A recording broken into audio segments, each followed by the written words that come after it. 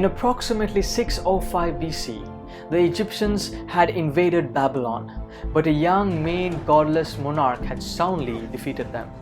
And along the way, he invaded Jerusalem, who at that point of time was loyal to Pharaoh than trusting in the true God.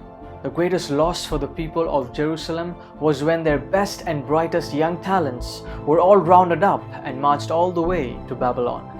The plan was to train them for 3 years and then give them positions in the Babylonian courts. Operation Brainwash was underway. King Nebuchadnezzar sought out to change what they spoke, their language. They were taught the 3 basic languages that were used in everyday business, diplomacy, and rituals. He even sought out to change what they read, their literature, filling up their minds with Babylonian philosophies, astronomy, science, and religion. He would at times re-educate them and replace the things of God with the value systems of Babylon. He sought out to change what they did, their lifestyle. They were appointed to be given a portion of the king's food that consisted of pork and wine, which the king ate and which the king drank, and which was also offered to the idols. He sought out to change what they stood for, their loyalty. He even changed their names that reflected their Hebrew heritage and replaced it with names that reflected the gods of Babylon. But there was one problem. 3 Hebrew boys didn't give in. Now, test after test after test, they came out victorious. But for how much longer? Little did they know that their lives are going to be hanging in the balance. The greatest test of humanity was at the brink of happening. A simple test, yet a hard one. A death-defying moment. An act that would echo throughout time and space. The heavens watched with suspense.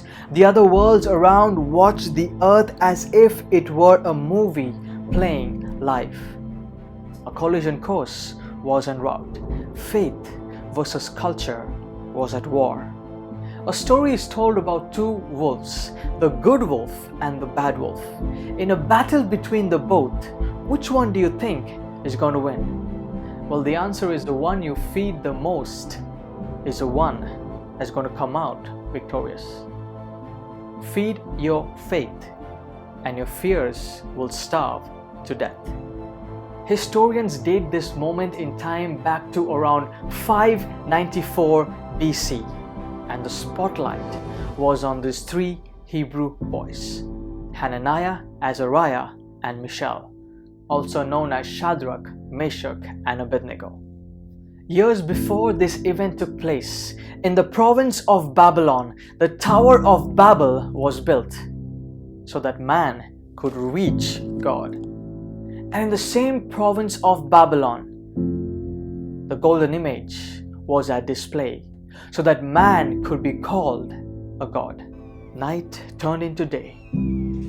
The plains of Dura witnessed a vast multitude of people gathered from different nations, tongues, and races, all waiting for the orchestra to sound its music.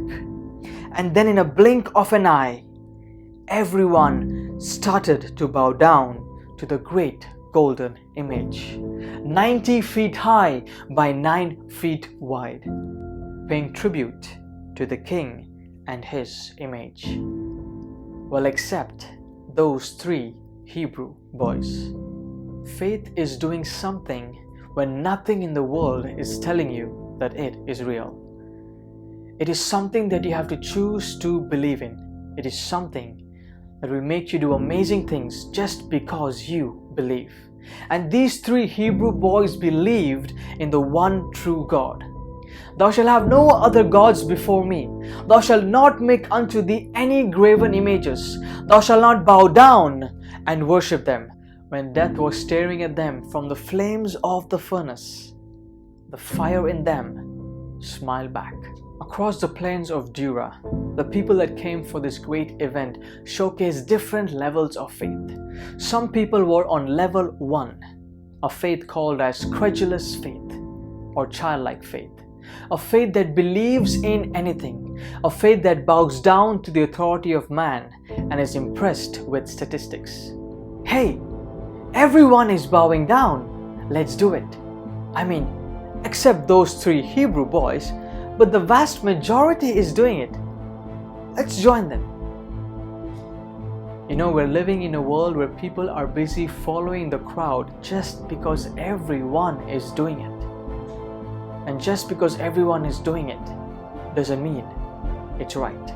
Others are on level 2, a faith called as cowardly faith.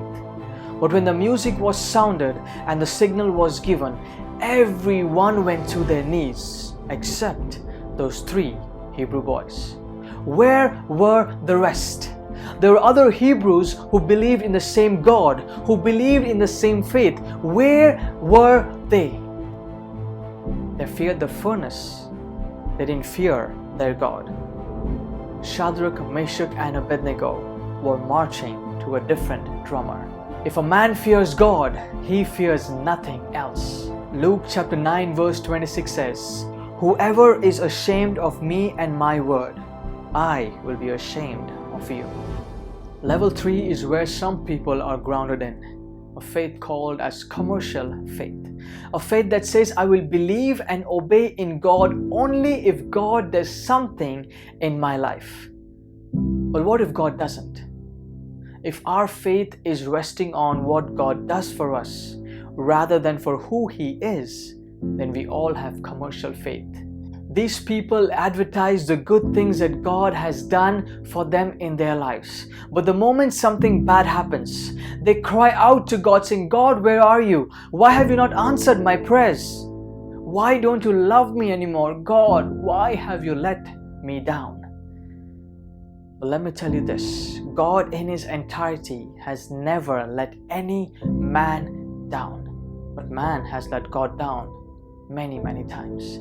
And in this event, when everyone around let God down, these 3 Hebrew boys didn't, as they were the last men standing. And here we see level number 4, the faith of these 3 Hebrew boys, confident, courageous faith. Real Bible faith is not saying, I know God will deliver me.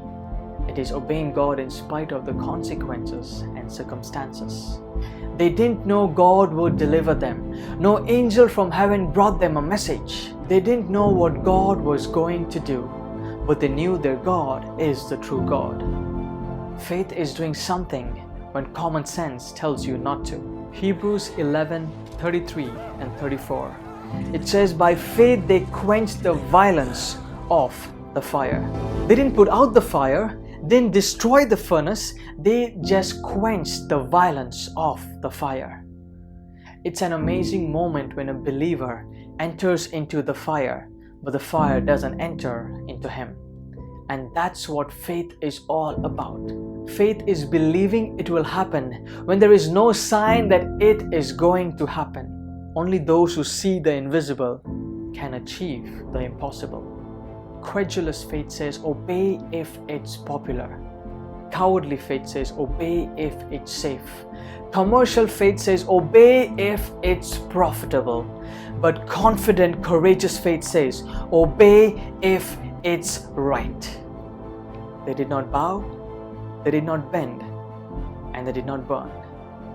A crisis doesn't make a man. A crisis shows what a man is made of. And these 3 Hebrew boys were made of confident, courageous faith. Life isn't a playground. Life is a battleground. In the story of the 3 Hebrew boys, we see that increased hostility led to an ineffective revenge. Heated conditions led to divine liberation, and skeptical examination led to an untarnished witness. They survived the test because a fire in them burned brighter than the fire around them, because a miracle was in the fire. What kind of a life are we all living? Are we living in fear everywhere, or are we living in faith every time? The world is coming to an end. We are living in the end times. But let me tell you this, there is hope. Keep the faith, stand firm, and don't despair. Because when the devil turns up the heat around you, God turns up the flame inside you, because you are the light of the world.